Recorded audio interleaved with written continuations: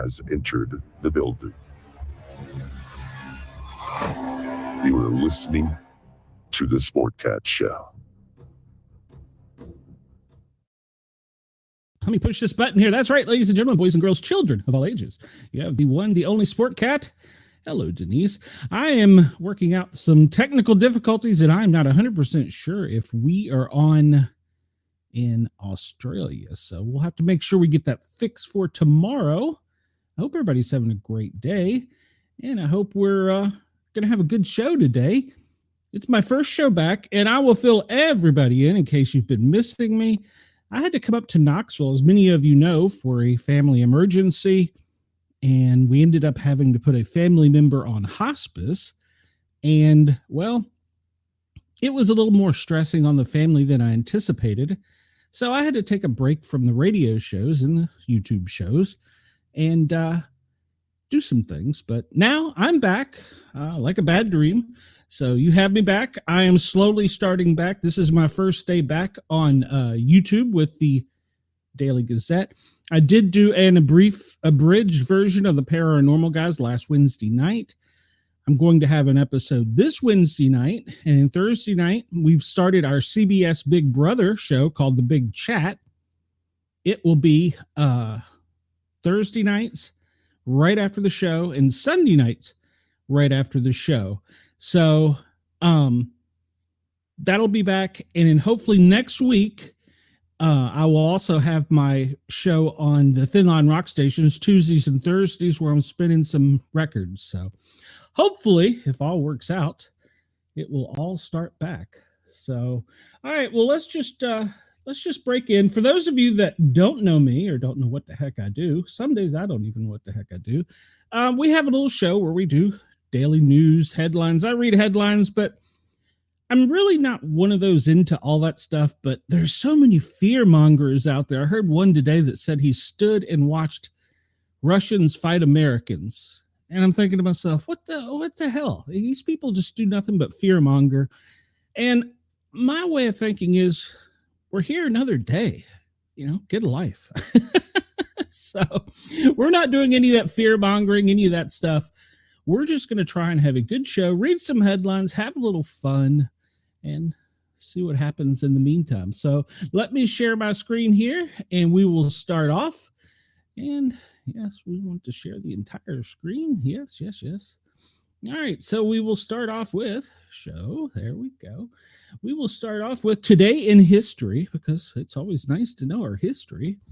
And we'll start off with, today is July 15th, and we are live Eastern Standard Time at about 13:15 hours.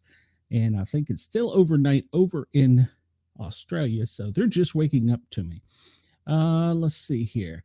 So today in 1099, Jerusalem is captured by Christians. 1806, the Pike Expedition sets out. What is the Pike Expedition? Zebulon Pike sets out from Missouri with a party to explore the American Southwest. He and his men explored the Great Plains, the Rocky Mountains, before they were captured by the Spanish. As their prisoners, he observed present-day New Mexico, Mexico, and Texas, and took notes about the Spanish military. And in 1833, Charles Stratton, he was a famous slideshow performer known as General Tom Thumb, died at 45. That was awful young. Robert Wadlow is the world's tallest man, 8 feet 11 inches. Wow. Died this day in 1940 at the young age of 1922. 1953, John Christie is executed in London by hanging. Between 1943 and 53, he killed 6 women, including his own wife. He was finally caught after he moved out of his apartment, and the bodies of several of his victims were found under the floorboard. He was in an apartment. How did they? I don't know. 1997, Gianna Versas is murdered. She was killed in Miami, Florida by serial killer Andrew Cunanan. Versace, a fashion designer, had risen to prominence with his striking designs, but his fame also drew attention of Cunanan, who may or may not have had a relationship with him before killing the designer outside of his Miami Beach home. All right. 2017, Barbara Rogers murders her boyfriend over Sherry Schreiner's alien cult. Huh, okay. Barbara Rogers murders her boyfriend Stephen Mino over the alien cult started by a YouTube personality named Sherry Schreiner. You can start your own cult on here? Huh. I can't get to 1,000 subs. How can you start a cult? She began publishing content about reptilian aliens in the 2000s, eventually amassing a following of 20,000 people on YouTube alone. Two of the followers, Roger and Mino, believed in her ideology, but they were shunned from the group after posting content that Schreiner disliked. Angered and frustrated at their removal from the group, the trio decided to go out drinking, and police were later called after she was found dead from a gunshot wound to the head. Rogers was arrested for the crime, and a court would sentence her to a 40-year prison sentence for the murder. That doesn't seem like long enough to me. All right, let's see. Let me catch up in the chats here. Thank you, Denise. I appreciate that. And hello, Chris. I'm glad you're here. And Wendell. Wendell is always here. And let's see, what's Wendell? Wendell said something. I lost it. Did I get any rest? Not really. Not like I wanted, but it's okay. He can sleep when you're dead. That's right. Don't ever entertain cult membership around Barbara Rogers. Well, if we can get some cult membership here at the Sportcat show, I can't get to 1,000 subs. How do you get? I don't know. I'm not that concerned about it. I don't think I want a cult following. I'm not sure how I feel about alien reptilians, though. Do they exist? Maybe. Okay, so also in this day, back in 971, according to legend, I guess that's because they didn't have written word, it was all spoken. English Saint Swithin, I'm probably pronouncing that wrong, is reburied inside Winchester Cathedral against his wishes, and a terrible storm proceeds to reign for 40 days and 40 nights. Okay, what's the lesson there? Don't bury somebody where they don't want to be buried. We read about the capture of Jerusalem in 1205. Pope Innocent III, it's not a name they can use now, that Jews were doomed to perpetual servitude in subjugation due to the crucifixion of Jesus. Oh, that wasn't very nice. King Papal's dispute escalates. King John of England expels Canterbury monks for supporting the Pope's choice of Archbishop of Canterbury, Stephen Langton. In the Battle of Neva in 1240, Gordian army. Man, I am butchering these words, so please don't at me. Wendell says, "Remember Hillary Clinton." I can't talk about her. I'll get X'd. So the Swedes were defeated in the Battle of Neva. The Peasants' Revolt in 1381. John Ball, a leader in the Peasants' Revolt, is hanged, drawn, and quartered in the presence of Richard II. What does it mean by quartered? Is that like I'm thinking like to do with beef or butchering? I don't know. Okay. The Battle of Grunwald in 1410. The First Battle of Tannenberg, Battle of Zalgiris, one of medieval Europe's largest battles during the Polish-Lithuanian Teutonic War. Polish king, man, I don't even know how to pronounce it, Władysław Jalino Lithuanian Grand Duke. Oh, they defeated the guy. That's all you need to know. Let's see. 1500, they defeated the man, I'm just going to forget it. All right, let's get to something I can pronounce. 1524, Emperor Charles I bans German National Synod. Let's just skip ahead to something we probably all remember. It's good. We don't need the whole history lesson. In 1808, French Marshal Joachim Murat becomes king of Naples. Well, good for him. 1815, Napoleon surrendered to Captain Frederick Maitland of HMS Bellatron at Rochefort after earlier defeat. I'm just going to skip that. Fire destroys the ancient Basilia at St. Paul's outside of the walls of Rome in 1823. 1830, Indian tribes Sioux, Sauk, and Fox signed Fourth Treaty of Prairie du Chien, giving the U.S. most of Minnesota, Iowa, and Missouri. Okay. And let's see here. President Davis orders service duty for the Confederate Army in 1863. 1864, troops laying loaded with Confederate prisoners collided with a coal train, killing 65 and injuring 109 of the 955 on board. 1870, the last Confederate state, my home, is readmitted to the United States. And in 1876, for you sports fans, last night was a home run derby. You know, I've been so out of it, I didn't even realize it was midsummer for the Midsummer Classic. So I didn't see the home run derby. It's usually my favorite. In 1876 today, baseball's first official no-hitter, George Bradley of the St. Louis Brown Stockings, does a no-hit on the Hartford Dark Blues. For you baseball history followers, where did those teams end up? Let's see. 1888, a volcano in Japan erupts for the first time in 1,000 years. 1901, New York Giants Christy Mathewson no-hit St. Louis 5-0. And he's in the Hall of Fame. Let's see. Tigers sweep the Senators in 1909. Detroit's future baseball Hall of Fame. 1909, Detroit's future Hall of Fame center fielder Ty Cobb smashes 2 inside the park homers to lead the Tigers to a sweep of the Washington Senators 9-5 and 7-0. You know, that's something you just don't see anything anymore, is in the park home runs. So that's very rare. 19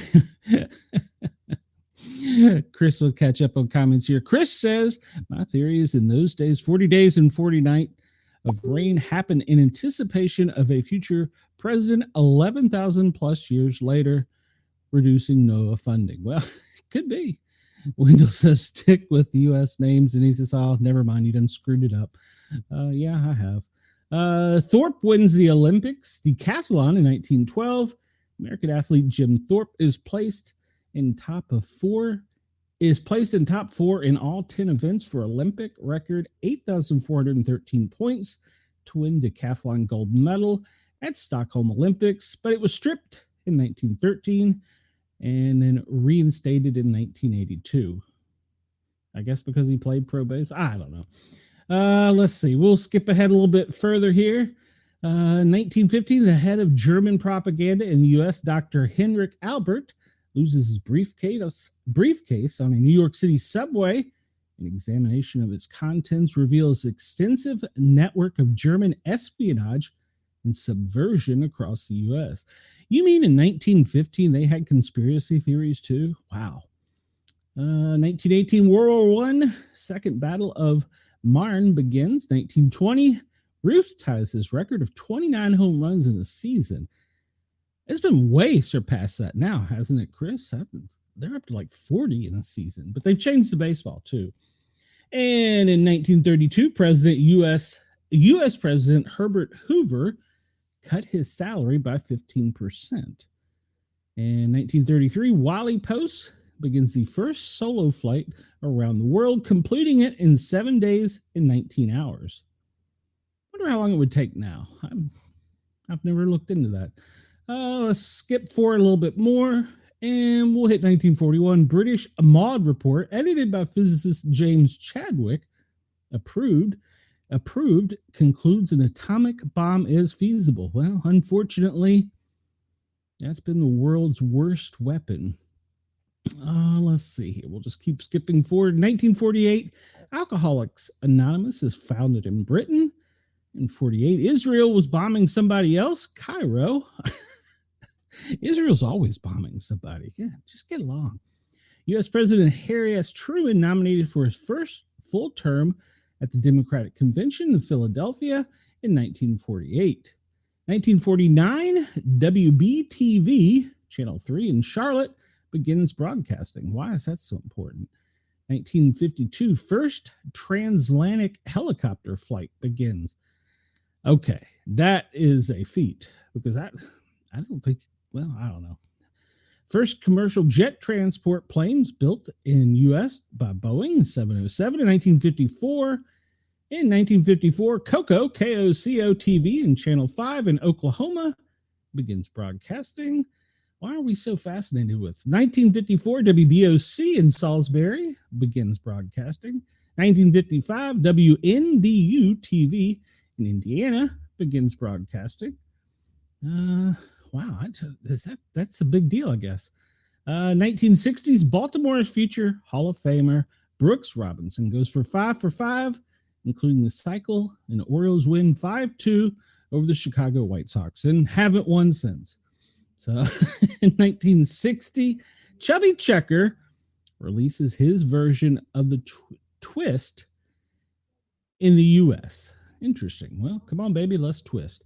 1960, U.S. troops arrive in Congo to help deal with political crisis after Moise Kapenda Tushambe Declaration of Independence for Katanga. This just proves even back then we were putting our nose where it didn't belong. 1963, KIT TV, Channel 8 in Arkansas, they begin broadcasting. And in 1963, Paul McCartney is fined €17 for speeding. I'm assuming it's euro, or is it pounds? Is that a lot of money? I don't know. Maybe it was back in 1963. Let's see. 1964, Barry Goldwater, he's a senator from Arizona, Republican, was nominated for president. I don't believe he ever won. And Mariner 4 in 1965 sends back first pictures of Mars. It exists. Let's see. Hey, my year of birth. The LA Wolves beat the Washington Whips in United Soccer Association Championship 6-5. All right. 1968, One Life to Live, the American soap opera, premieres on TV. It's still going, isn't it? Let's see here. Wendell says for the history buffs in 2024, he started broadcasting. Oh, that's true. And Chris says they picked WNDU as their location because Notre Dame University is located in, all right, South Bend. Amber says Democrats put forth an amendment that would force the DOJ to release all the Epstein files. All Democrats on the Ways and Means Committee voted yes. All Republicans, with the exception of ones, voted no to block it. You're correct, Amber. And that was stupid. It was very stupid, but we'll get into that in a minute. 1972, Honky Shatay becomes Elton John's first #1 album in the U.S. with Rocket Man. Man, he's been around a while. Let's see. Baseball record, 1973, MLB San Francisco Giants. Willie McCovey becomes 15th to hit 400 home runs. This one at Candlestick Park against Pirates Bob Moose. 1973, Ray Davies announces his retirement from the Kinks, then attempts suicide, neither of which were successful. So when you're a kink, you could never get out. It's like Hotel California. 1974, American TV reporter Christy Chubbuck shoots herself live on WXLT TV in Sarasota, Florida. She became the first person to commit suicide in a live broadcast. Well, that's interesting. In 1974, military coup on Cyprus. Archbishop and President Markinos flees. Let's see. Apollo 18 launched in 1975 and will rendezvous 2 years later with the Soyuz 19. I don't know. Let's see. 1976, 36-hour kidnap of 26 children and their bus driver in California. That's horrible. British golf, if you're interested. 1978, Jack Nicholson completed his third Grand Slam, winning 2 strokes over Ben Crenshaw and Ray Floyd. You can have a Grand Slam in golf. And in 1980, Billy Carter, the brother of U.S. President Jimmy Carter, registers as a foreign agent of the Libyan government after it was revealed they paid him hundreds of thousands of dollars. Another scandal. And let's see. 1980, Johnny Bench hits his 314th home run as a catcher, which breaks Yogi Berra's record. And if I am correct, last night in the home run derby, for the first time in history, a catcher won the home run derby. Don't ask me his name. I don't remember. 1984, John Lennon's single "I'm Stepping Out" was released It was released after he died. 1987, Boy George is barred from a British TV show because he may be a bad influence. Censorship. Go figure. In 1987, John Poindexter testifies at the Iran-Contra hearing. We're still hearing stuff about that all these years later. All right, so we'll stir it up. 1988, Die Hard, directed by John McTiernan and starring Bruce Willis and Alan Rickman, is released in the U.S. So I'll get the chat stirred up. And you on X too. Was Die Hard a Christmas movie? I say it was. And Wendell says in 2025, Sportcat forgot how to talk during this broadcast. I think it's just first time back nerves. It's been a minute. So we've got a large audience today. In 1991, France performs nuclear test. When are we going to be banned? Oh, us? Well, probably already are somewhere. U.S. troops leave northern Iraq in 91. Did we ever really leave? World's first offshore wind farm begins generating electricity off the coast of Denmark in 1991. I'm not going to talk about genocide. That's depressing. And let's see, 1996, MSNBC begins Microsoft Internet NBC TV. Wow. 1996 also, southern Mexico had a 6.5 earthquake. And the inaugural game of Seattle Mariners took place at Safeco Field in Seattle in 99. In 2002, American Taliban John Walker Lind pleads guilty to supplying aid to the enemy and possession of explosives during the commission of a felony. Well, that's a pretty bad thing to do. 2005, Wedding Crashers, one of my most favorite movies, comes out. And what did it do?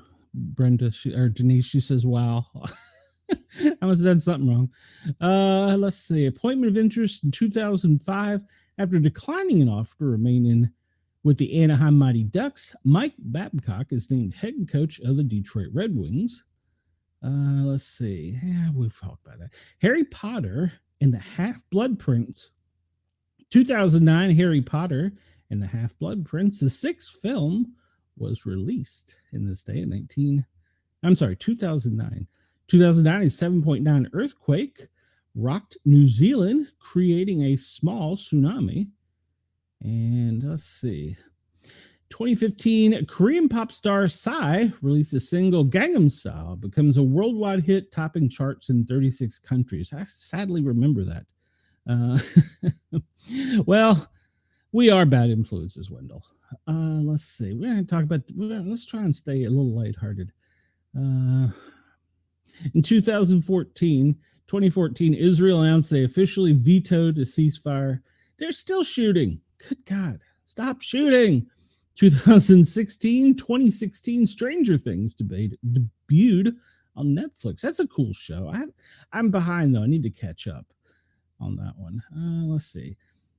And 2019, the first catcher in MLB history to hit 3 homers while catching and batting, leading off the Rays in 5-4 win over the Yankees. And that was the last time they won. So they just haven't been. And actually, I just read they just got sold. But they're going to stay in the Tampa Bay area. And this time in 2024, Trump picked Ohio Senator J.D. Vance as his running mate. And let's see, Kenya man also confesses to the murder of 42 women after the bodies of 9 are found in a rubbish dump. That wasn't very nice of him. All right, well, that's enough of that depressing stuff. Let's see what today is. And we'll do this real quick because he says all your fans are here. Yes, all of you are, and I appreciate it. I love every one of you. Let's see. Today is Social Media Giving Day. So what that means is you need to tell everybody about the Sportcat shows. They need to come over and subscribe, like, follow, and share. National Gummy Worm Day. I'm just really not a big fan of the gummy worms.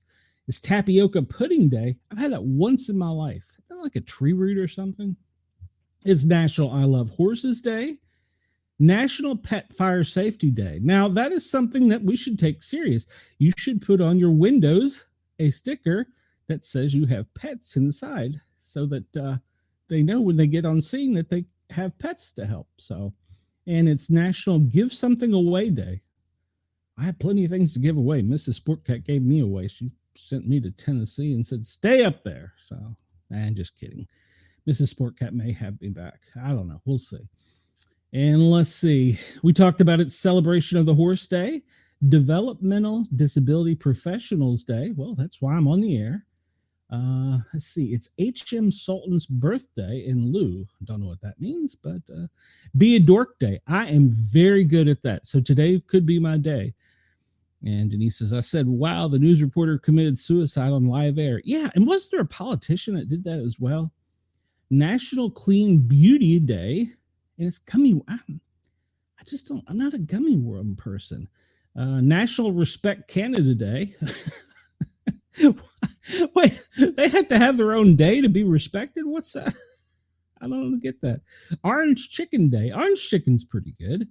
It's St. Swithin's Day. And today is the Democracy and National Unity Day of Turkey. And I can't pronounce that one. Unamwani Day. Got me. World Youth Skills Day.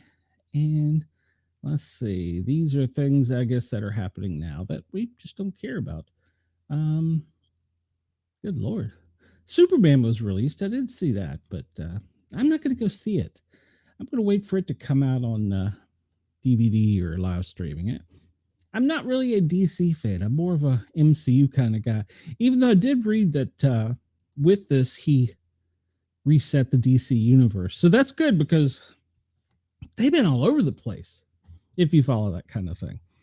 All right, we'll start out with some weird news. And of course, it's in Florida. Yergs, it's always your state.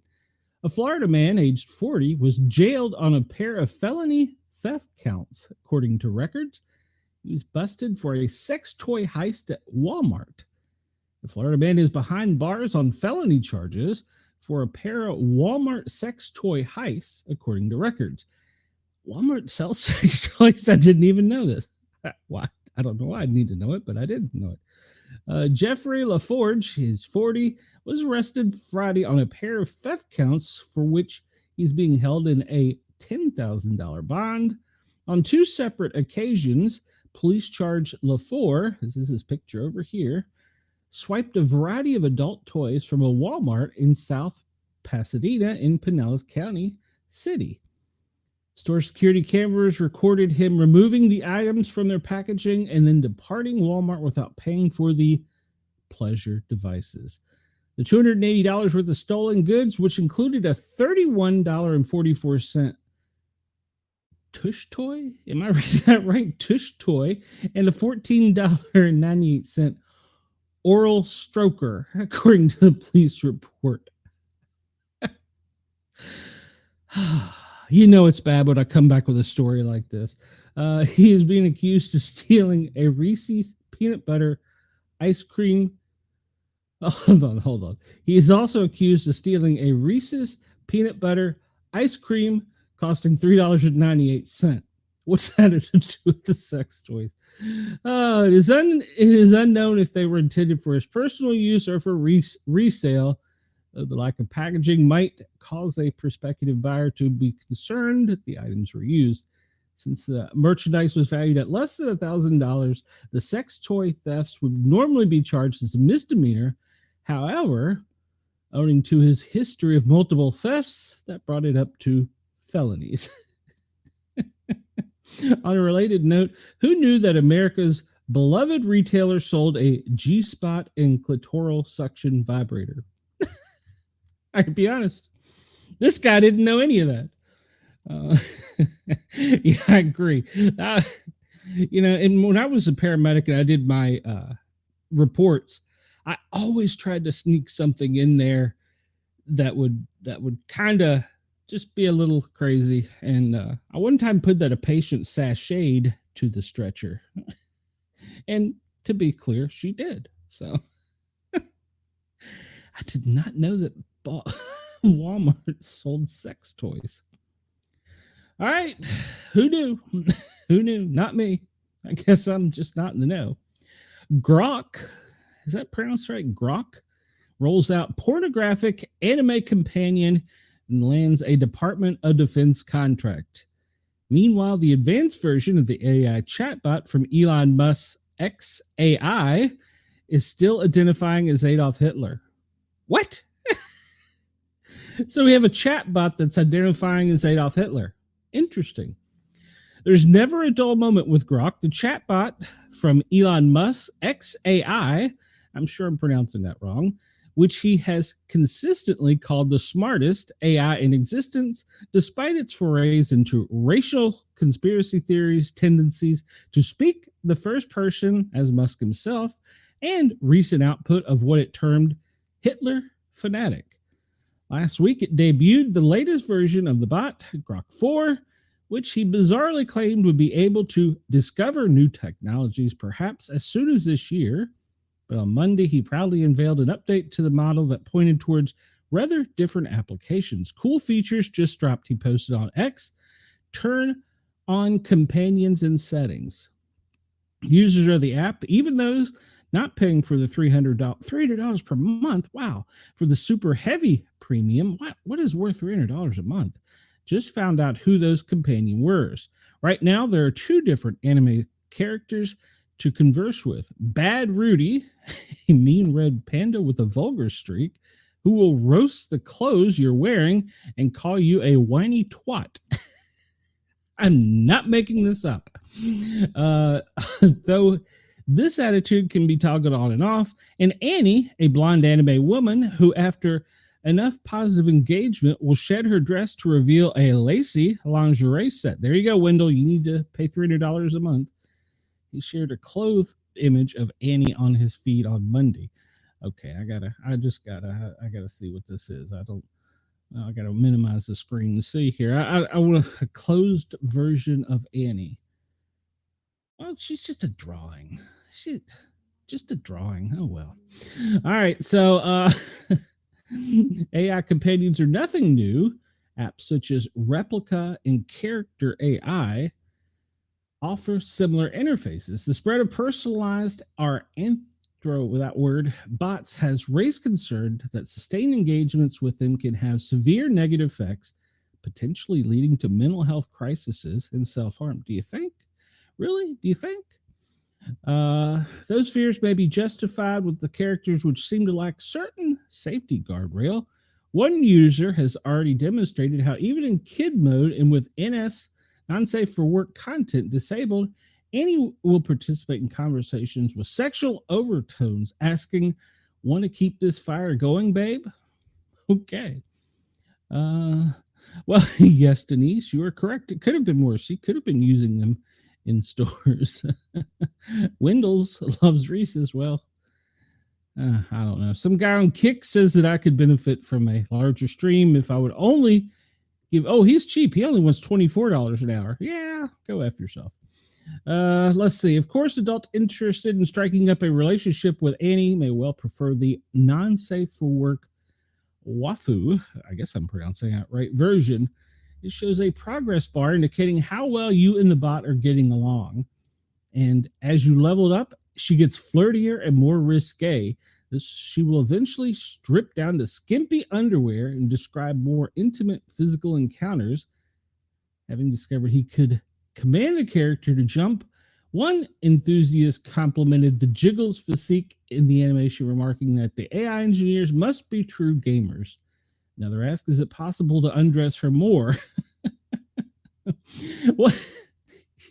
You've got the internet. What do you need? Oh, good Lord. Let's see. The Tesla humanoid Optimus robot could be given a silicone skin to replicate Annie in real life, he replied. Musk replied, inevitable. Critics, meanwhile, have mocked her as a... This show is really certain to take a twist today. As a Nade to get you off for gooners, a software engineer called her, the extinction of human species is looking me in the eyes. Well, turn her off. Called her the extinction of human, turn her off. Another commenter predicted you won't even realize what happened until your nephew introduces his girlfriend at Thanksgiving. It's just the grok companion. Yes, you have her on an easel setting up at the table. Oh, why? Yes, why? I'm just gonna skim through the rest of this, but yeah, apparently you can go on grok. Wendell, let me know about that. I'm curious. So I'm not that curious, but I am curious. So let's see. We're gonna have to skim through some of these real quick. Teen 19 killed after falling to a meat grinder after it suddenly turned on. Well, Tina's burritos.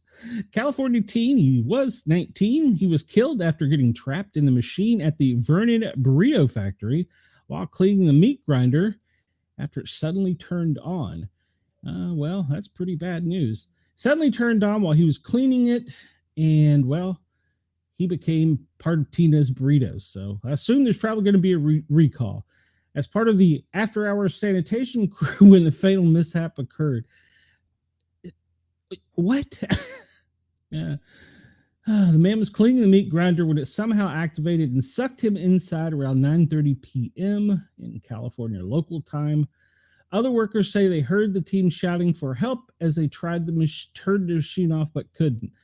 I want to know how many didn't try and turn it off. They started videoing it. OSHA will investigate the industrial accident. It was not immediately clear the company's adherence to overall work safety. And it's 5 miles south of downtown Los Angeles in Los Angeles County. In a similar tragic accident in 2019, a factory worker in Pennsylvania died after she was either dragged or fell into a meat grinder. The victim was a 35-year-old female. She'd been working on a 6-foot-high rolling ladder before she somehow wound up in the machine.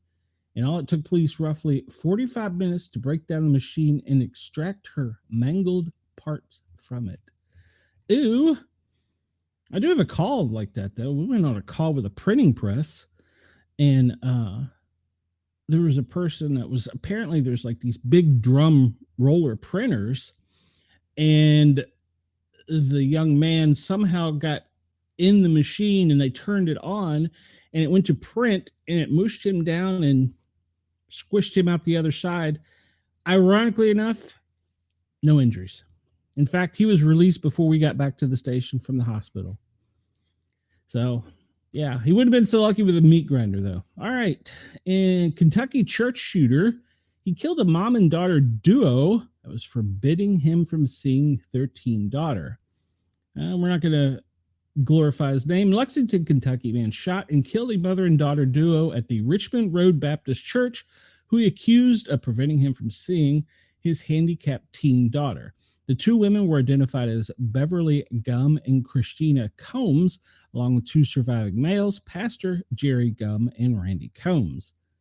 The gunman who shot two female church goers on Sunday, along with injuring other male church members, did so following a long-standing dispute about him not being allowed to see his handicapped teen daughter. According to those identified him on social media, police apparently have yet to confirm this as of the time where press was stopped by a state trooper at the Bluegrass Airport at 11:30 a.m. Sunday with an outstanding warrant after his vehicle activated a license plate reader. He owns guns down. He allegedly shot the trooper before then carjacking a vehicle and making his way towards Richmond Road Baptist Church, according to Lexington Police Chief. The trooper was shot and the suspect fled. The trooper was stabilized after being treated. That's good news. Upon having arrived at the church some 16 miles away, he proceeded to target individuals who he blamed for preventing him to access his daughter. Shot and killed were mother and daughter Beverly and Christina. Also shot was Pastor Jerry Gum, who still is in critical condition. A 14th person shot was Christina's husband, Randy Combs. Apparently, responding officers shot him dead in turn, and so we eliminated the problem. But apparently he made chilling threats, probably on social media. Oh, shocker, Facebook. So, yeah. Yeah, well, it's mental health. So he probably didn't need to see his children. All right, so we'll do, since I think we're on in Australia. We may not be. I don't know. If we are, good morning, Australia. Australia is charged with malicious mischief after allegedly breaking the Stone of Destiny museum display in Scotland. A 35-year-old Sydney man appeared in a Scottish court charged with malicious mischief, an offense that resembles vandalism. He's accused of trying to break into a museum display to access centuries-old stone with rich history. Arnold Logan is accused of breaking a glass that protects the Stone of Destiny in Perth Museum, about 50 kilometers north of Edinburgh. He faced court today after allegedly trying to smash through the stone's display case while wearing a kilt, as seen above. Visitors were evacuated as a precaution, and a message added to the museum website. Please be aware that the Stone of Destiny is currently unavailable due to an earlier incident. However, the museum remained open, and they look forward to seeing everybody. The 150-kilogram slab of sandstone was used in the coronation of Scottish kings for centuries. The tourist who filmed the incident alleged the Australian claimed to be the leader of his clan, insisting he has a rightful claim to the throne. Well, he's going to remain behind bars until next week. So it's the latest twist in a long history of the Royal Rock. It was stolen from Scotland in the 13th century and installed at London's Westminster Abbey. In 1954, Glasgow University students took it back. It was a central symbol of Queen Elizabeth's coronation before it was permanently returned to Scotland in 1990s. 2 years ago, the stone went on loan to London, lying beneath King Edward's chair as King Arnold assumed the throne. All right, there you go. The Stone of Destiny. He was charged with malicious mischief. Wendell says, hey, you might get rich. Yeah, but I'd probably be a meat grinder. Denise says, wouldn't be enough. Denise Wendell, he wants to know if Denise is going to make an AI character of herself. Oh, Wendell, what am I going to do with you? Let's see what else we got here. We'll get into some other stuff. So this is the story that's been, oh my gosh, social media just is not going to let this drop. They're saying MAGA won't let it drop either, but somehow Republicans in Congress are. All right, so the headline, this comes to us from the AP. Trump urged supporters to see conspiracies everywhere with Epstein that's coming back to haunt him. Well, as his supporters erupt over the Justice Department's failure to release much hyped records in the Jeffrey Epstein case, President Donald Trump's strategy has been to downplay the issue.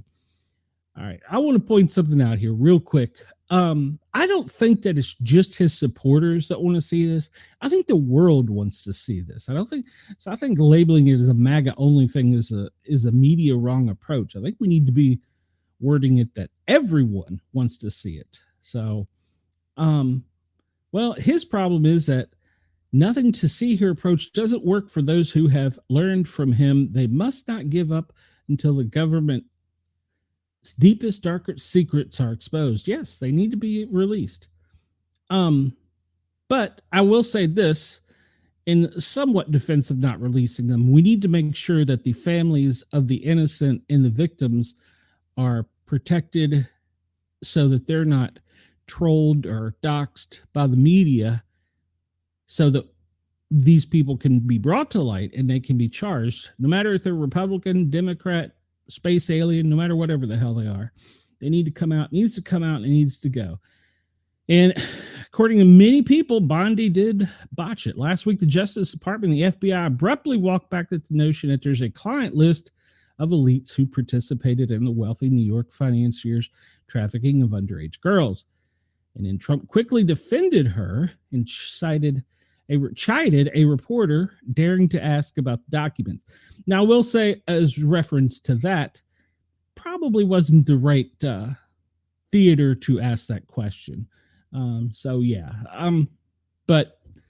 the question does need to be asked. Maybe not in that setting where the reporter was.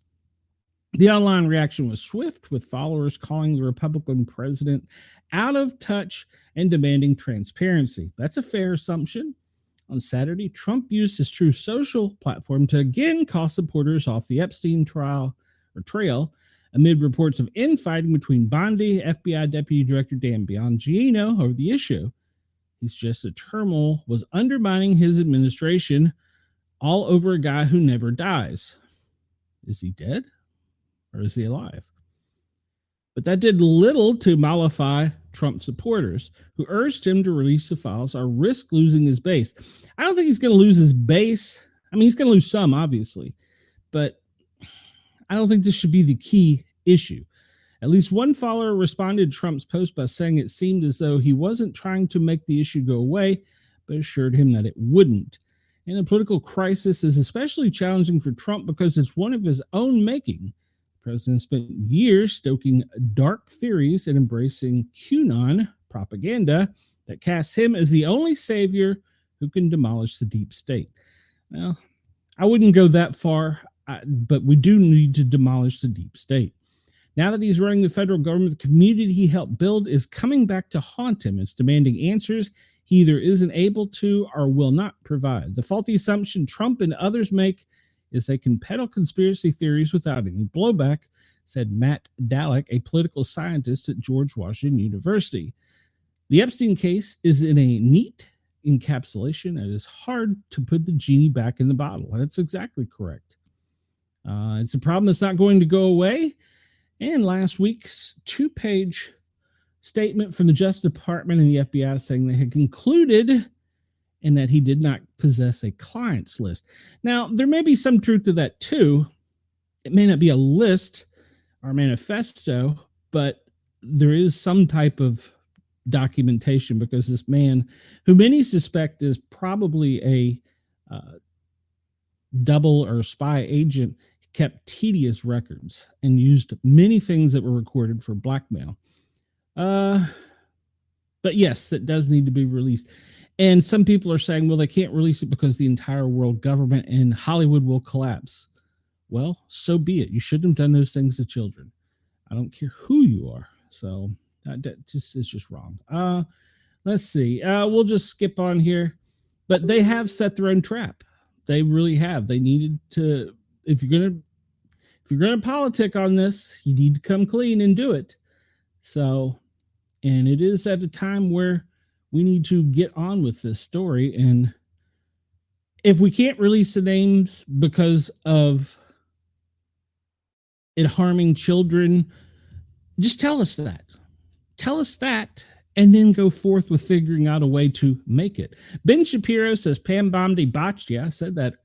8 ways from Sunday. Yes. Attorney General Pam Bondi botched the investigation into the late financier Jeff Epstein, failing to deliver on hype she created around the convicted child sex offender, according to the Daily Wire editor, Ben Shapiro. He blasted Bondi on an appearance on the Megyn Kelly show on Monday, arguing that Bondi placed the FBI and, by extension, the Trump administration in a no-win situation by teasing documents and evidence on Epstein and his alleged conspirators that she could not or would not, I'll insert that word, provide.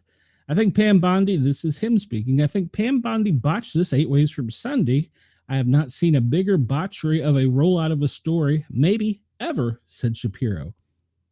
I'm not blaming anybody who's upset with the fact they were told by Pam Bondi, at least by implication, that there was an Epstein list, that there were tens of thousands of hours in tapes and thousands of victims that more were coming, and then nothing happened. That seems to be on Pam Bondi. Agreed. Pam Bondi's public message in the months leading up to the release of the department conclusion on the Epstein created a gulf expectations and reality. Pam Bondi went on Fox News. At the very best, was unclear when she said that it was on her desk, then later said that it's sitting on. She said it was sitting on her desk, then later went back on to say that she wasn't clear about that. And then they handed out binders to social media influencers and touted that as the list. So, we'll just skip through this. But yes, she botched it. This comes from the Daily Wire. No matter who you are, Republican, Democrat, alien, whomever, needs to be out there. needs to be out there. All right. We're at the top of the hour, 2 o'clock, 1400 Eastern Standard Time. And it's still overnight. Good morning, Australia. Tom Holman sticks it to the political reporter and a spat over ICE agents wearing masks. This comes from the Daily Wire. Border czar Tom Holman pulled no punches. He usually doesn't. In a recent conversation with Politico's Dasha Burns, providing her with statistics and evidence when she suggested that Immigrations and Customs Enforcement were inviting criticism for wearing masks while conducting raids. He pointed to backlash against He pointed to backlash against ICE agents, which has led not only them being targeted in the streets, but them being targeted in their homes along with their spouses and their children, and argued just as ICE Director Todd Lyons has, good Lord, stop, should be allowed some measure of protection. I agree. I think one of the things that has a lot of folks up in arms is that ICE agents, unlike other law enforcement agents, have been masked to protect their identity. Burns began. That is not something we've been really seen on this scale in this country.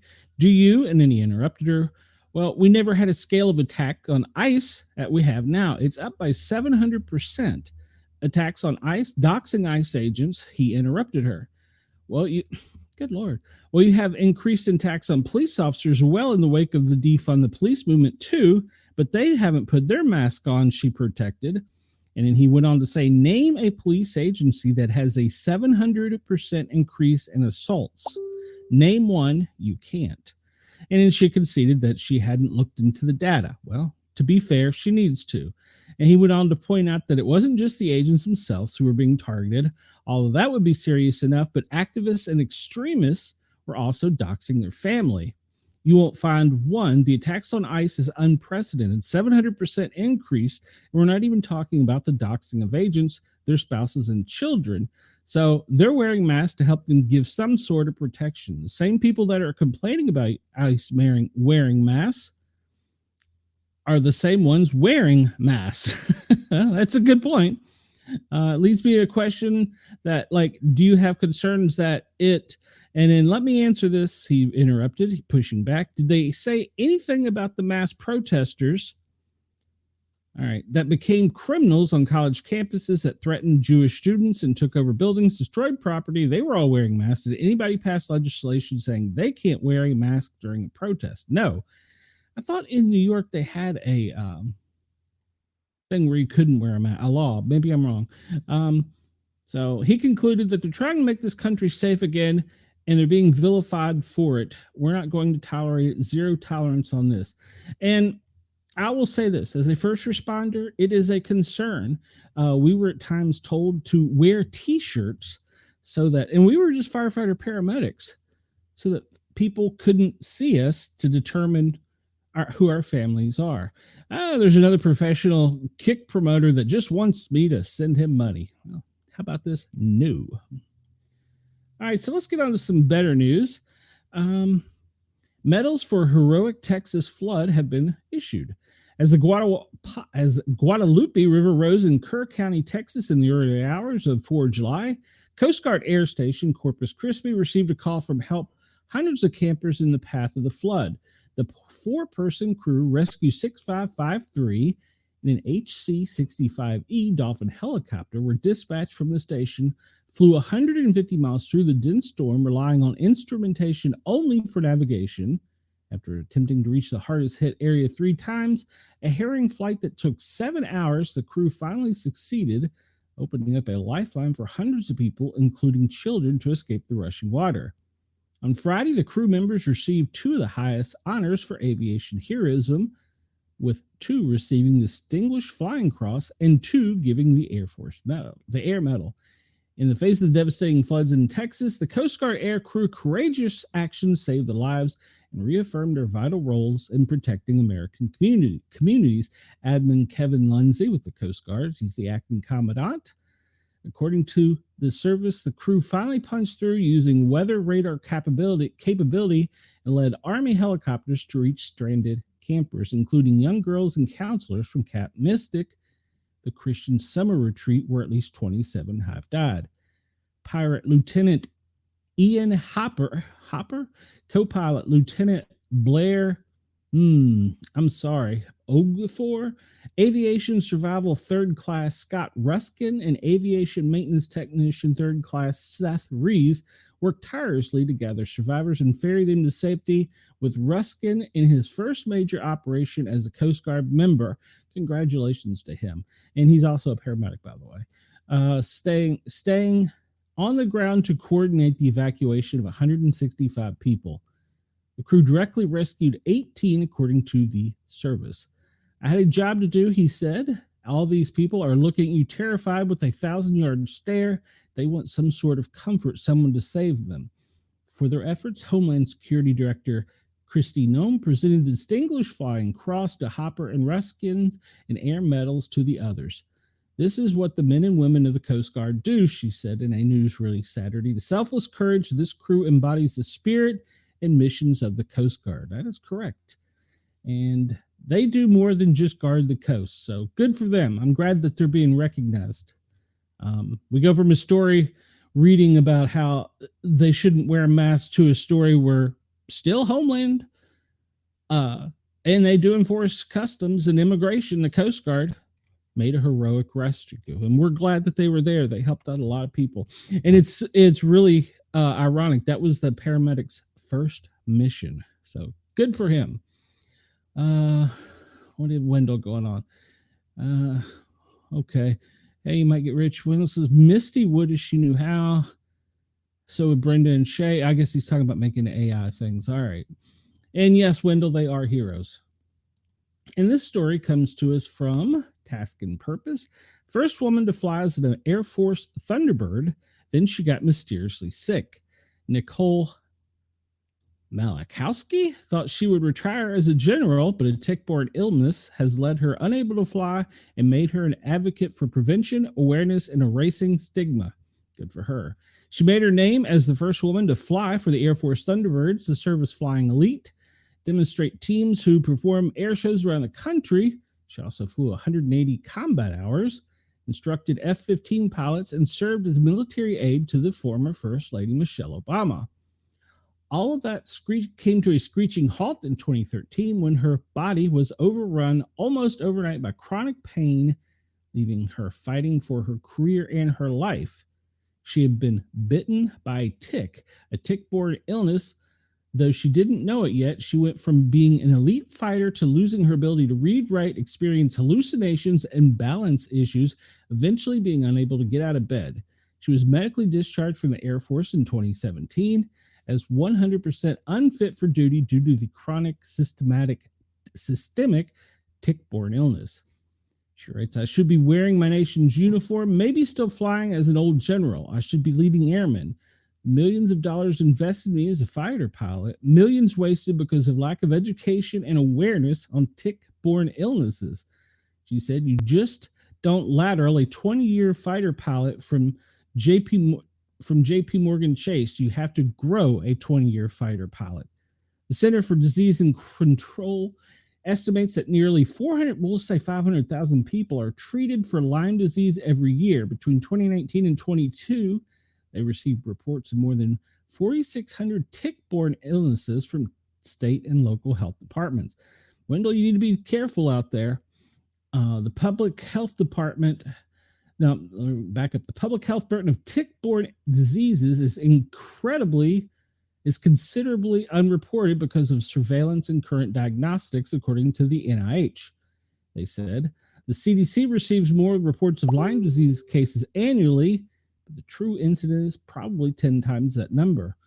And it goes on to state that many of them are underreported, and each state reports individually to the CDC, and service members' uniforms are treated with pesticides. I did not know that. And the DoD provides free tick identification and testing services at its clinics. And then local units can request specific training materials provided by the Defense Health Agency. Not a month has gone by over the last 6 years, at least, that I'm not helping another airman, soldier, sailor, or Marine, our military spouse, with this issue. I'm the go-to person for tick-borne illnesses. Why am I the go-to person, she said? What cohort of the American public is exposed to more global vectors than our service members and military families? And why then is the DoD and the Veterans Affairs not leading in this space?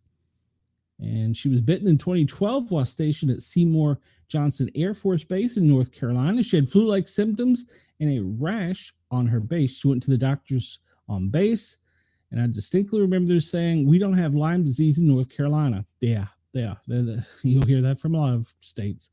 That was the instant I would become chronically ill for the rest of my life. Her health deteriorated in the following months. She felt pins and needles, become clumsy, and couldn't fight the right words, had a panic attack at the grocery store. Doctor interpreted, her first Lyme disease case is negative. She got a brain scan and told she may be developing MS. She went to her next assignment at the Naval War College in Rhode Island. And then lightning struck twice when she pulled a tick off her right thigh. The tick ironically saved her life because it gave her the evidence she needed to get permission to see doctors at one of the only tick-borne illness-focused clinics in Boston. She sat outside the former Air Force Surgeon General's office until he authorized it. Well, good. They should. She was diagnosed with 5 tick-borne pathogens. The infection spread to her brainstem, threatening her sensory and motor functions and her life. She was given 3 months of antibiotics to directly the central veins near her heart. Wow. And the information I would bring them, the more they would fight me. She has lingering symptoms, but is substantially better since the treatment. She now has a mission to fight the stigma that tick-borne illnesses patients face, appearing seemingly healthy while dealing with chronic symptoms and being dismissed as Lyme loonies. She's correct there. So she's become the leader and the spokesperson for tick-borne illnesses. And that's great for her, but I really wish she had went on to continue her career and maybe become a retired general. So, hello, KG. Let's see. Chris says only protesters should wear a mask. Well, that's true. And it's something that happened to someone who has done so much good. Exactly.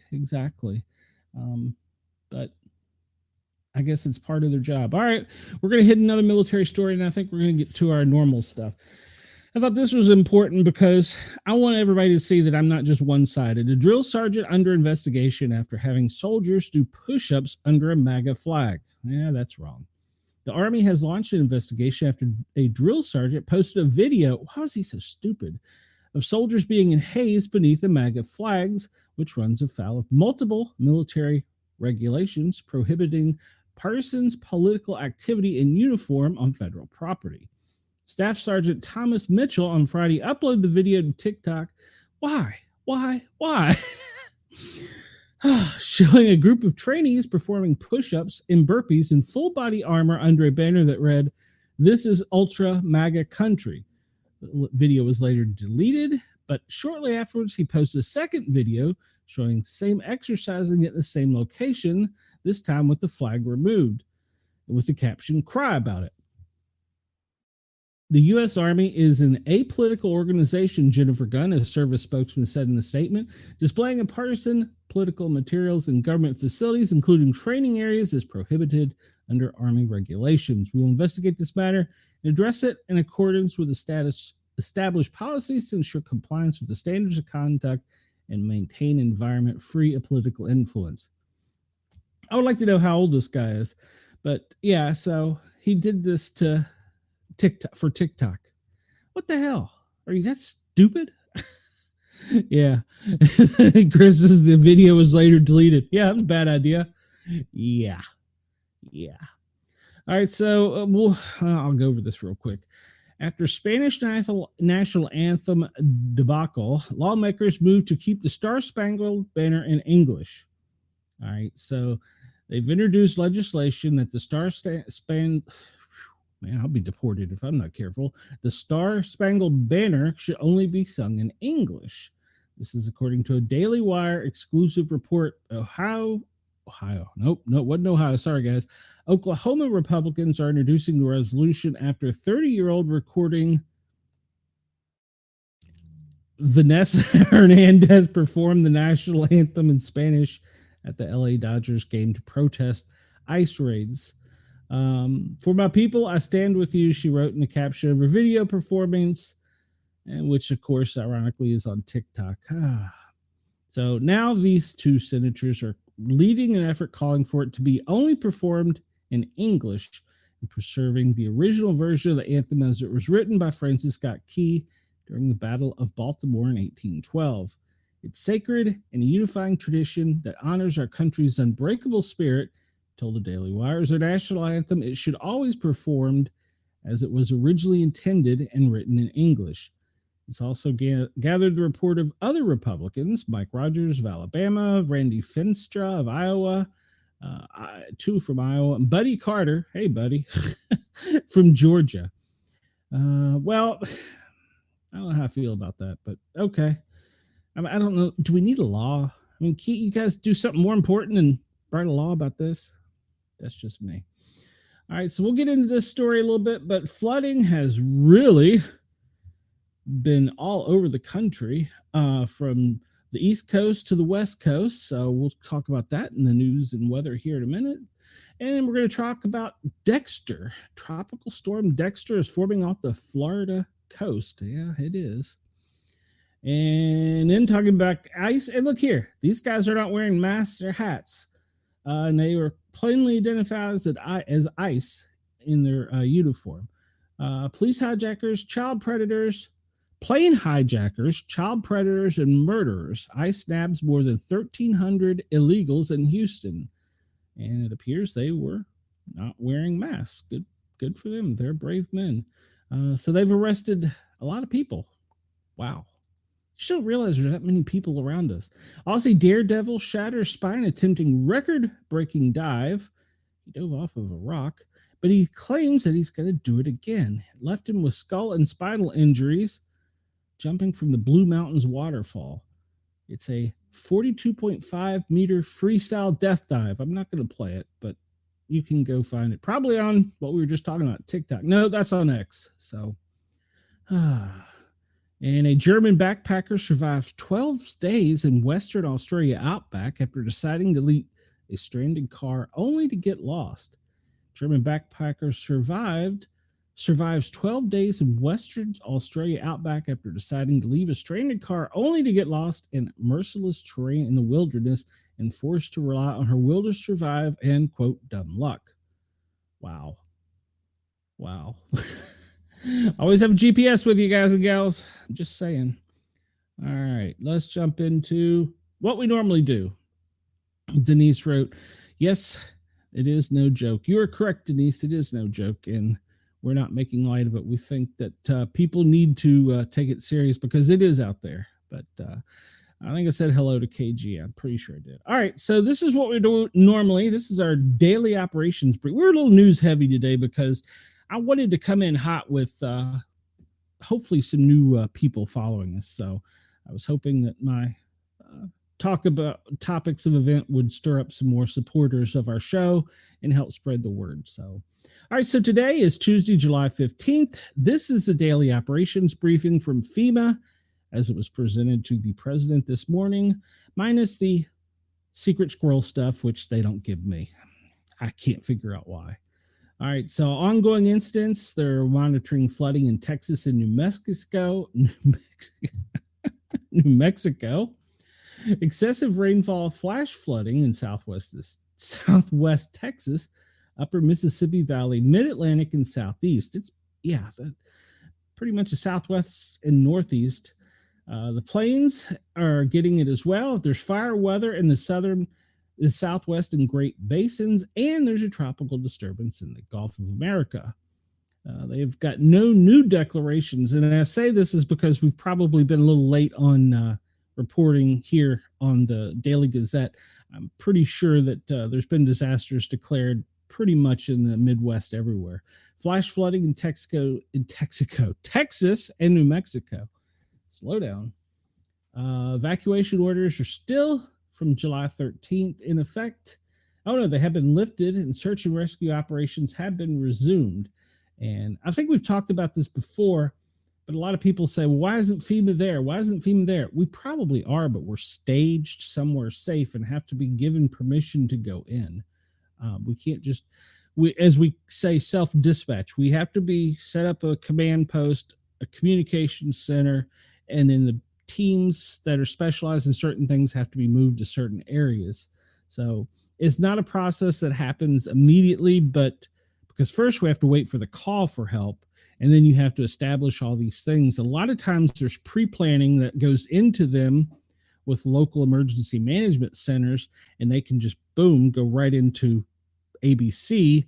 But sometimes, as is the case in this, those centers have been destroyed, and so you have to go to a separate center to establish command and control. So it doesn't happen quickly, but we are there. The firefighters, paramedics, Coast Guard, we are coming for you. We will help you. It just won't be as quick as the media claims we should be. So the flash flooding is continuing in Texas and New Mexico, as we saw earlier. It's also up in the Northeast in Jersey and New York. One of the subways was completely flooded out. Down in Florida, well, off of the coast of Florida, over to the Gulf of America, they're talking about possible storm coming up. So in the national forecast, well, it has heavy rains for Virginia, along the Appalachians, down into the Carolinas, South Carolina, extends pretty much all of Maryland and part of Pennsylvania and Delaware. Heavy rain, severe storms up in the Southwest Plains, where we're going to talk about fires. Severe fog out in Wyoming. That's interesting. With critical fire weather. All right. And they're talking about this low here off the coast of Florida that's got a high on the other coast, the Gulf side, and there could meet in form a bad little hurricane. So we're expecting, look down here where Jurg's radio is. Look, that's not just green, that is pink and red. They're expecting a lot of rain. That rain's going to extend pretty much all along the East Coast, with the heaviest portions being along the Appalachia. All of Virginia, parts of West Virginia, Kentucky are pretty much soaked. Going into Pennsylvania, yeah, you guys really are getting hammered up there right now. So with excessive rainfall, we can't forget about the central part of the country here. They're getting hammered too, and it's extending all the way up in and through Canada over the Great Lakes. So severe weather outlook today. Well, there's a slight chance in the Great Plains, where we're going to talk about in a little bit, chance of fire weather, and pretty much most of the country minus the West Coast has got a great chance of rain today. Fire weather outlook, well, it is elevated over out west, as we see here. Idaho, Nevada, parts of New Mexico, a little bit of California there. It's severe risk, and it's going to continue through tomorrow. It's funny how in one part of the country they're getting soaked, in another part they're worried about burning it up. And Denise says, New York train stations were flooded. Yeah, I saw that on X. That was crazy. I'm going to research into that a little bit more. I want to see if there was people on trains, because there got to be a way to drain the tubes, I would think. So I don't know. I don't know that much about that one. I know we prepared in DC with Metro Rail, but I don't ever recall any flood training. That would be good training to have. Let me see. There's 19 field offices, 69 major disasters, 9 emergency declarations, 10 direct housing missions, 14 other supported disasters, and 6 joint recovery offices. So we still haven't forgot about what happened over in the Carolinas and West Virginia. So we're still working to repopulate. But yeah, it's pretty bad. And we've talked about tropical storm. Well, we haven't, but there's been tropical storm Chantel that hammered North Carolina, and it's been, well, pretty much it's raining everybody out. Declarations, requests, and process. Michigan, Oregon, Indiana, Kentucky, Maryland, Kansas, West Virginia ×2, Missouri, and then I guess that's Rhode Island, and yeah, so Oklahoma. So yeah, it's going to be a soaker for everybody. All right, so the next thing we jump to, because we got to hurry this up, is the president's daily schedule. And 9 a.m. was the normal wake up and in-pool camera time. And by the way, right before coming live, they had an emergency and they cleared all of the media from the White House and cleared the White House grounds, property, the lawns. They shortly cleared it back open to reporters. And as when I went to air, I didn't hear, I'm sure that my buddy over on X and here on YouTube, Penguin 6 will have a good story about it this evening. So I'll pimp him because not only he's a friend, he does some great videos for behind the scenes stuff that I really enjoy being from the Washington, D.C. area. So at 9 a.m., the press was called. Then 11:15, the out of town people were called over to Joint Base Andrews. And then at 11:30 a.m., the Secret Service orders a lockdown. Okay, so they've updated this. Secret Service orders a lockdown of the White House campus. 11:56, they locked everything down. 12:30, the president departs en route to Pittsburgh. That's interesting. They didn't lift it before he went out. He went to Pittsburgh and actually to Joint Base Andrews, then to Pittsburgh. So, wow. 2:12, he's going to arrive at Pittsburgh. He's already there. And 2:30, right about now, he's participating in an inaugural Pennsylvania Energy and Innovation event at the Carnegie Mellon University in Pittsburgh. Only pre-credentialed staff and media can get in.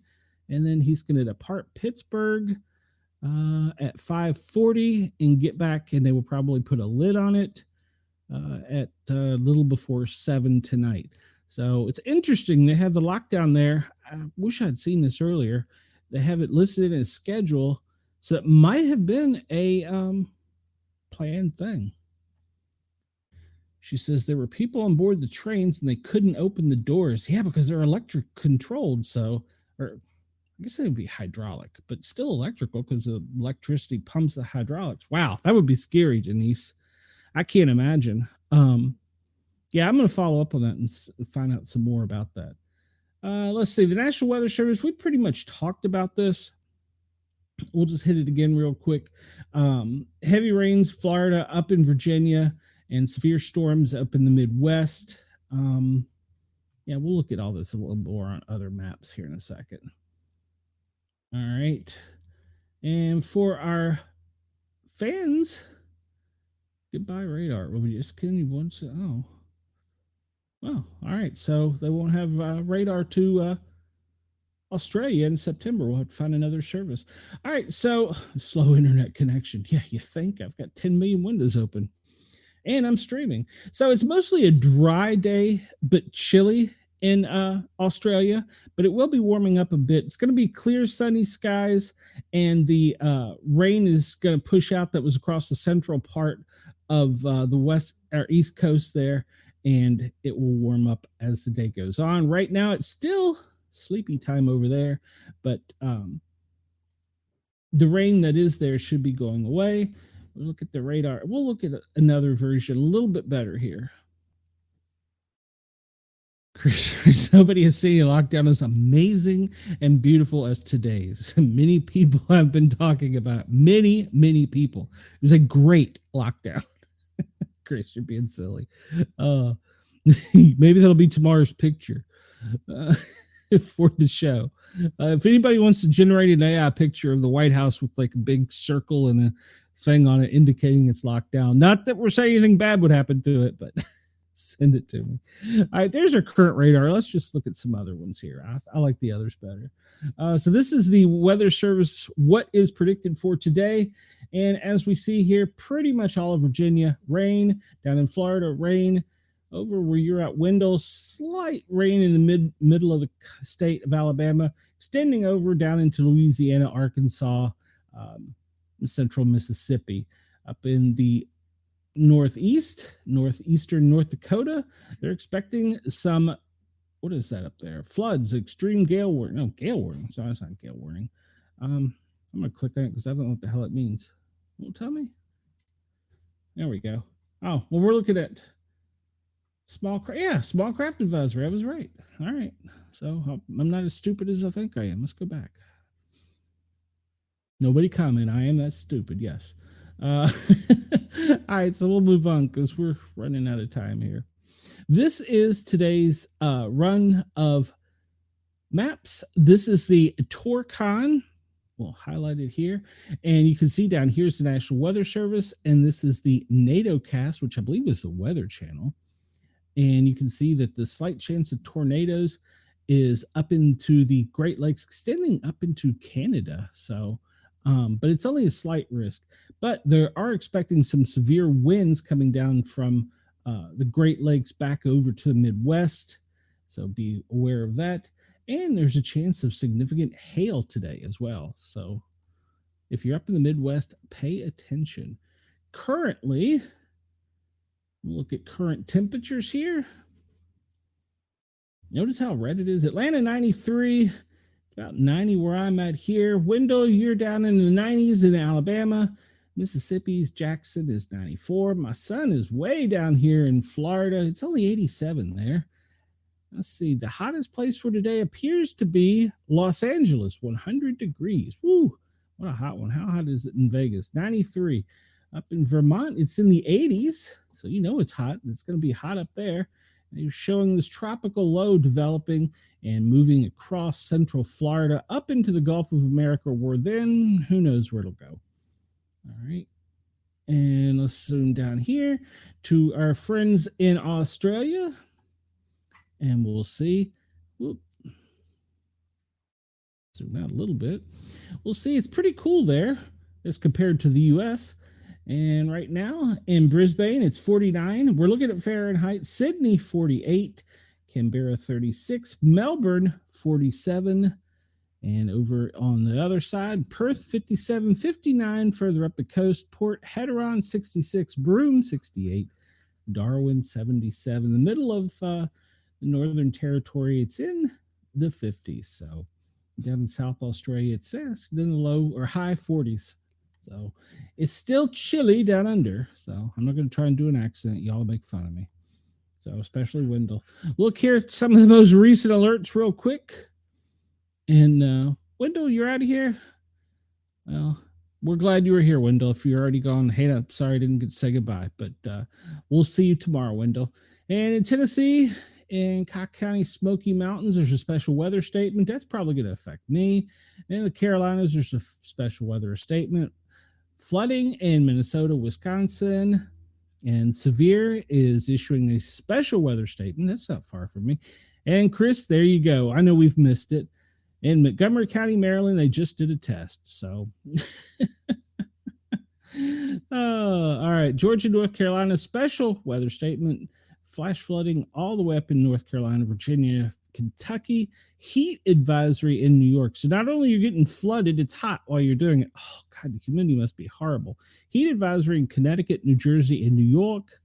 And then they pushed out the special weather statements again for the Carolinas and all of Virginia. And in Florida, well, just dig in because it's probably coming to be a hurricane. And my son's going to be trapped down there and not be happy about it. So hopefully he will be okay. All right, look at current radar conditions. I would say, Denise, yeah, and you're getting flooding. Good Lord. The humidity has to be horrible, Denise. All right, so we'll zoom in a little bit and we'll see that, well, pretty much across central Florida, Orlando right now, they're experiencing some rain, but that's going to continue.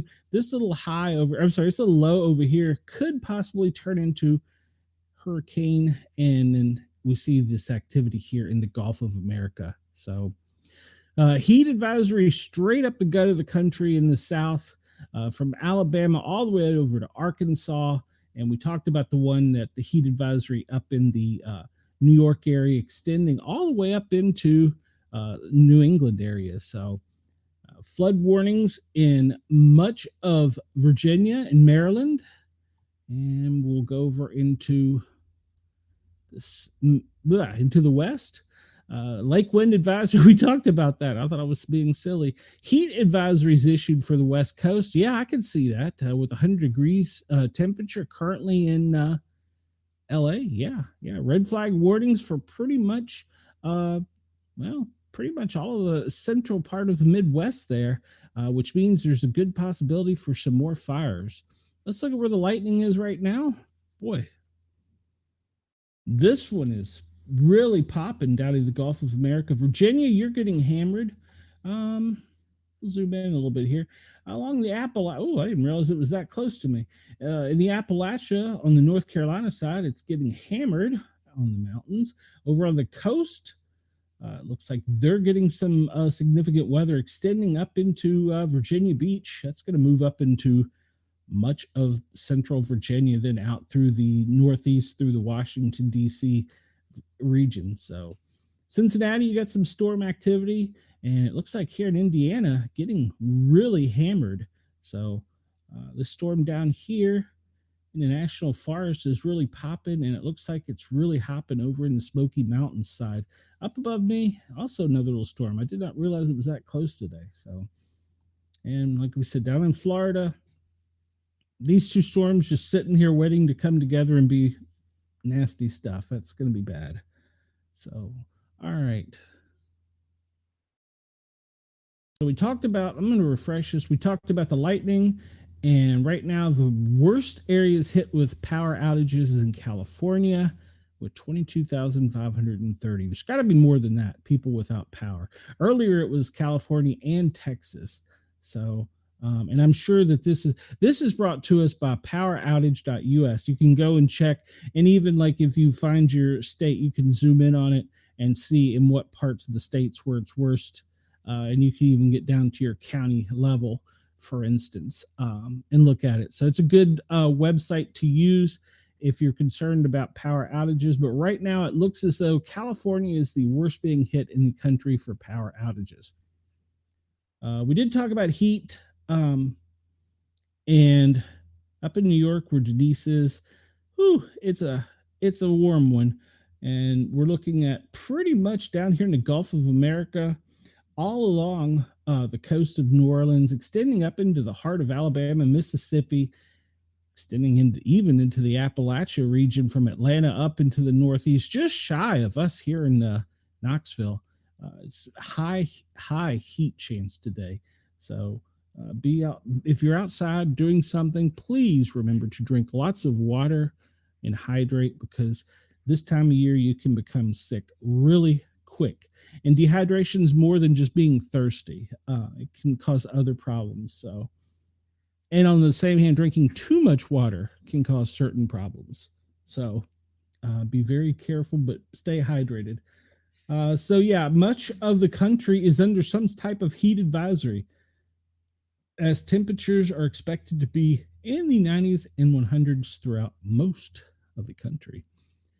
All right, let's look at this real quick. We talk about fire, and we see Canada. Well, we know it's National Respect Canada Day, but man, they are getting hammered with fires up there. That smoke, as we'll see here in a bit, is extending down into us. Down in the Keys, down in Miami and the Everglades, there's a pretty significant fire. And we look over here, the Rocky Mountains, and over into the Sierra Nevada, down into Las Vegas, there's several fires.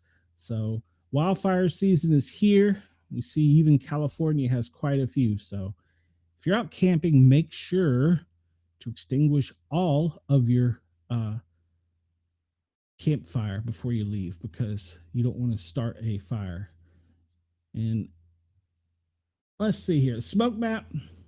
This is incredible to me. I'm going to zoom it out a little bit.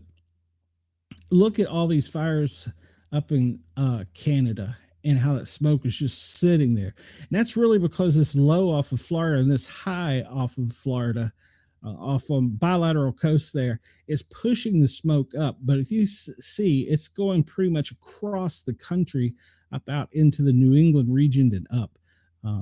There's a lot of smoke and red flag warnings out there today for respiratory problems. So, and speaking of that, the air quality, well, we see Canada's pretty bad. Chris, up by you from Chicago, going all the way up along the New England coastline into Maine and out, is pretty bad days. Miami down there where that fire is, off the coast of the Carolinas, that's interesting. Well, it's probably because the sand that's coming in. Down in Monterey, up to Houston, the air quality is not that great. I don't think this shows anywhere else, does it? No, but the next one does. All right. I'll refresh this to make sure I got the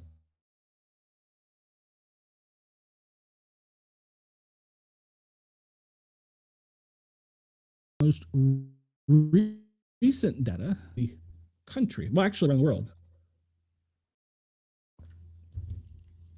Turn off these air quality stations, and you can see, we see coming out of the Sierras, that dust is pushing up along the coast. That low is pushing up along the coast and inland. And then it's also pushing it in through the Gulf of America up through the center part of the country. The smoke from Canada is pushing down. So right now, it's probably one of the worst days we've had in quite a while for air quality for much of the country. Down here into Australia, and there's some fires down in Australia, but for the most part, that low sitting off of the west coast is keeping the smoke pushed out to sea. Down in the east coast, that front down there is pulling it off to the side. So Chris says his Alexa gave him an air quality warning for the past 2 days. What am I supposed to do? Stop breathing? Well, wear a mask, Chris. So. Say that sillily, but I didn't mean it sillily. Sillily? I don't mean to be silly about it. All right, so National Hurricane Center. I'm just going to call this one. They're sitting on this one a little bit because they don't know what it's going to do. Several models have it going across the state. Others have it going up the coast. Several have it going up the center of the country in the south, actually. So they're sitting on this saying that it just looks pretty bad. So they're putting the tropical weather out there and saying the chances are 40 to 60%, although other meteorologists, I'm not a meteorologist, by the way, are saying that the chances are much greater and that the Gulf of America should be battling and preparing for something to come. But National Hurricane Center is kind of sitting on it saying there's only a small chance. All right, we'll enlarge this. This is our favorite. 2020 burned me out of the mask idea. I will risk it. Good call, Chris. Good call. This is, and for those of you on any of VRG's radio, and if I am broadcasting live on Radio Australia, this is the famous wind map. It shows us in real time current wind conditions across the big, beautiful blue globe. Chris, you'll get me going. We can zoom in and see how off of the coast of Florida up into the northeast, the winds are extending along the coast, slightly inland, but the one down in the Gulf of America is pushing the wind straight up pretty much through the heart of the country in the south up into the northeast region into Canada. And we go down to our friends in Australia. Maybe. Here we go. And we'll see that it's not really going to be a windy day in Australia. You've got a front over on the west coast that's pretty much pulling it all out to sea and keeping you high and cool. And then down on the southeast side, you've got a little low down there spinning off of the northeast coast. But for the most part, it looks like a pretty clear, calm day in Australia. And we'll spin it around and look at most of the rest of the world. All of this sitting here coming off of Africa is pushing all that dust over into America. You know, as a kid, I could have used that as an excuse not to clean my room. It's dusty because of all the dust coming from the desert. I could have. Would have got me in trouble, probably. All right. We'll refresh this and just kind of go through. Last earthquake was reported 2 hours and a half ago in Serbia. Before that, there was one of 5.2 4 hours ago in Japan. And then the most significant one past that is down in the Philippines 16 hours ago. And you can go over here to the university. What university? You can, the latest earthquakes. I'll pull this up real quick. This is all the earthquakes map in volcanic activity. Chris says the wind map is better than any $14.98 Oral Stroker Walmart sells. Agreed, Chris. Agreed. Get me in trouble, Chris. I'm still at home. All right. So we see this is a picture of all the activity. We see most of it has been down in South America, a little bit off of the West Coast. There's still been talk of a great one coming here off of the West Coast, but the earthquake prediction centers are, I think, being kind of quiet on it as well. So, and we'll go through this real quick. because we're running low on time. South Africa, they're having a FMD outbreak from animals. I'm going to assume probably birds. Let's see. Vietnam, they are having a dengue fever surge. That's not good. And Japan, they are having an infection at a 26-year high. Well, that's old. That's old news. All right. Well, Burundi, I don't know what that means. Some kind of incident, epidemic. In India, second suspected Nipah death virus, 543 are under surveillance. And we get down into Barbados. Scarlet fever is not spreading in Barbados, so that's good news. And a child with measles has died in the UK. In Haiti, well, it's been a mess down there for a while. Sudan, well, heavy gunfire blast heard in the capital. Syria, well, what's new? More shooting, more violence. Yemen, hey, shocker, they're still shooting off down there. And the Kentucky killing we talked about yesterday. It was yesterday, right? Yeah. And then several injured a couple days ago as a driver plows through a crowd at an anti-ICE protest in New Jersey. I didn't really know much about that one. And let's see, in India, they have volcanic violence eruptions outside of dairy as farmers demand fair milk prices. Okay. And Spain, several people injured in the second night of anti-migrant unrest in Spanish towns. We're not the only one experiencing these things. United Kingdom's police make 16 terror arrests in Manchester City a couple days ago. And then 40 were arrested at a protest in support of the banned group Palestine Action. All right, that was a couple days ago. A couple days ago, 3 Iranian security forces martyred in a terrorist ambush in Iran. Good Lord, I won't even go there. And let's see, oil spill in Delta National Wildlife Refuge in Louisiana. I did not know anything about that. That occurred on the 11th. And Hungary, the oldest library, is fighting to save 100,000 books from a beetle infestation. We're banning books over here. Over there, they're letting bugs eat them.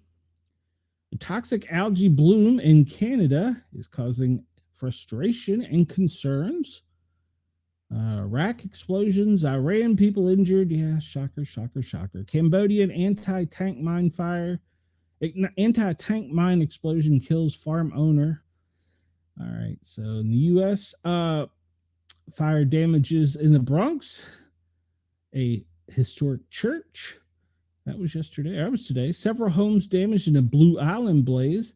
It looked like a war zone. Not sure where the Blue Island is in the United States. Canada, blazes are still going, and firefighters are forced to break in the Kingston Penitentiary. So, yeah, they're breaking in instead of breaking out. UAB, an Indian woman dies in an apartment fire. Hong Kong, public flat fire kills 78-year-old man, injures 3. And the one that was yesterday, 9 dead, dozens injured in an assisted living facility in Falls River, Massachusetts. Australia investigating specific second fire at a Sydney childcare center in just 4 days. And let's see. All right. And we talked a lot about the outdoor fires. Colorado has made a declaration emergency. And of course, we talked about Canada having several. Let's skip through here. We talked about earthquakes, landslides, Nepal, Vietnam. The Spur volcano erupted down in off the west coast of the U.S., but it's still we're still sitting on a major volcano explosion, I'm afraid. Flash flooding in New York, dangerous flash flooding in Jersey and New York. So be aware of that. Flooding, pretty much the United States. Flood. China, a tsunami in the North Pacific Ocean. Panama, that was yesterday. 15 injured in a lithium cell plant explosion in China. And collapse of building. 2 dead in Japan after a collapse of a building. And Nigeria, 4 dead as a 3-story building collapsed. Somebody was telling me that they would send people into a room. I think it was in North Vietnam. It might be China. And they would have the people check the room to make sure the floor was sturdy before they would come in. I thought that was weird. Why aren't your buildings safe enough? Gas leak at Grand Canyon National Park caused evacuation over the weekend. And 4 hospitalized but saved after a small plane crash in a neighborhood. That was yesterday. UK, a plane-involved crash at London Southend Airport. Doesn't really have an update. Air Peace aircraft skids off runway in Nigeria over the weekend. And we won't go over that today. We talked about weather, drought. Well, that's coming with all this heat. There's going to be areas of the country that are severely impacted by the heat and the drought. This colorful map, we're running short on time here, so there's a couple things I did want to go into. Shows us where all the events and incidents are across the globe, around the globe, or across if you're a flat earther. And you can zoom in and it will show specific ones. We will cover this more over the next couple days because we're running out of time. We talked about that.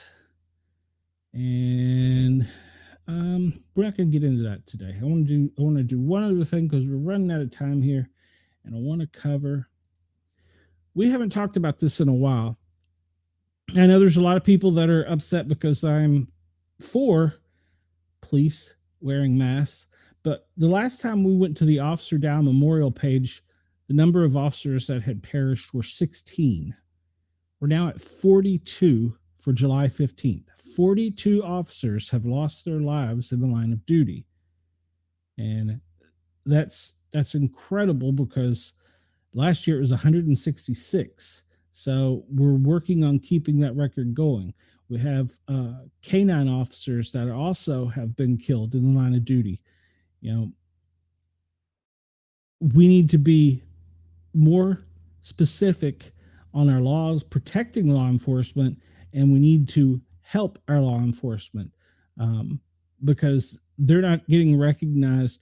And so far, 42 officers have been killed this year.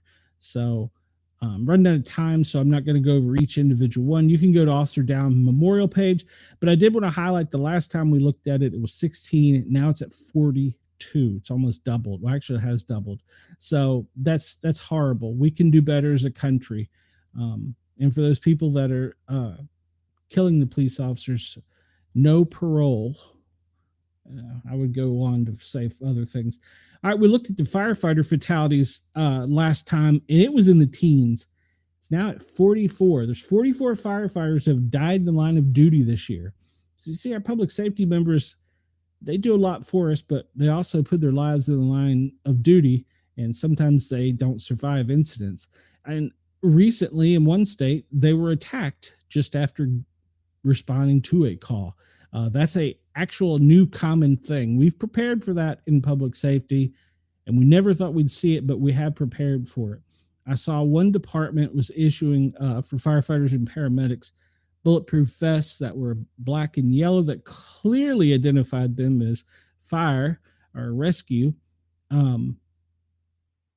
then the thought was, well, they're not going to they're just going to head shoot us. So unfortunately, that's the world we live in. But we could, if you want to go into this, this is the National Fire Academy, the U.S. Fire Administration. I know a lot of people are probably bored with this, but as a public safety member, 44 this year. That's 44 too many. A lot of them not only are just fires, but they're in accident scenes where people are not paying attention and striking them on the highway. So, yeah, we need to be more mindful and pay more attention. Let's see here. Where am I going next? I guess we'll jump over here to this as we're going out.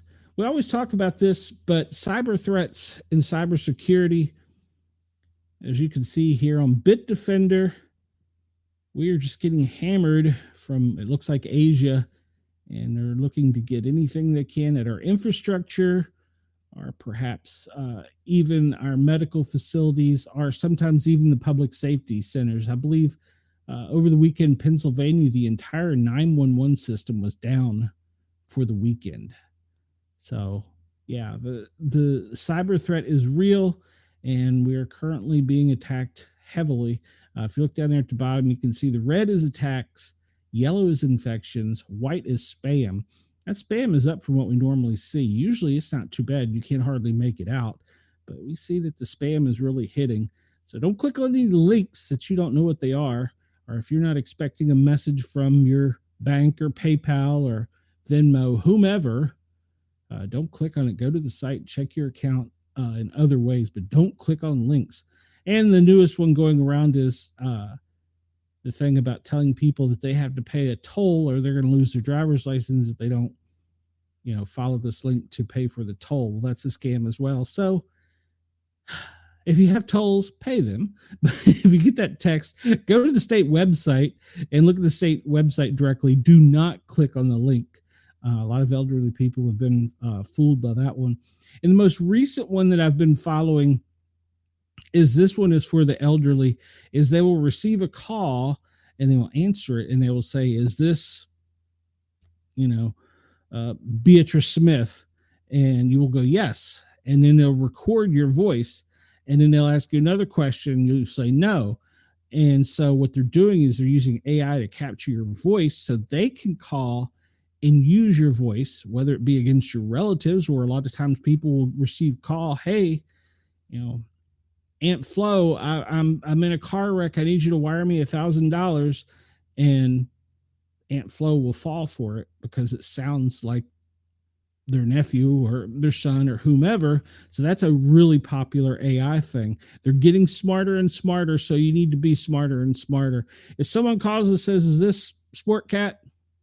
Who? Do not do yes or no's. Do not do yes or no's.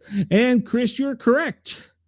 You're correct. Do not accept $600,000 offers from princes. Yes, I had one on the show the other night. And then the guy right behind him was wanting to sell me subscribers for $30 an hour. Denise says, yes. Yes, they are trying to capture our voice. AI is trying to... AI is going to be the end of the world now, especially now that this new generation has AI companions. I'm going to check that out just because I'm curious. Oh, what is the world coming to? All right, let's see real quick. I don't know that we have. I'm not going to go over top store. Well, Snap. You're right. All Snap. It's gone.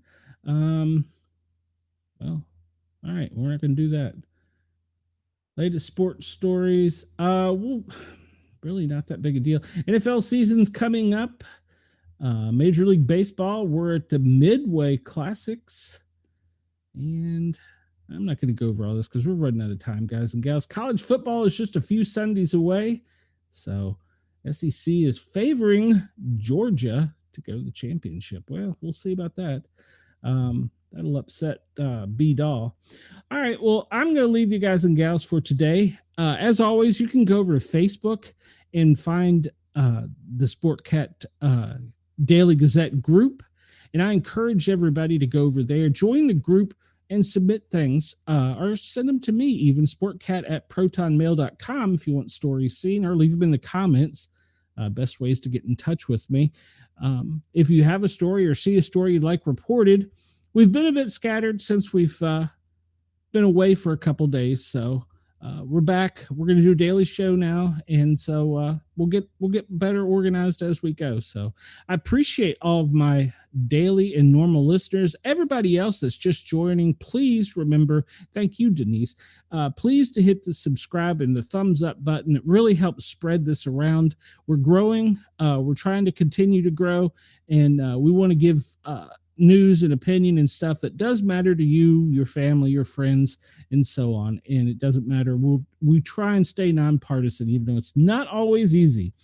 All right. Well, I'm going to turn this over to normal programming at Radio Australia and Yerg's Radio. Thank you for allowing me to tickle your ear. If you're on YouTube, please hit that thumbs up button and subscribe. and we'd appreciate it. And everybody have a great day. We will see you tomorrow.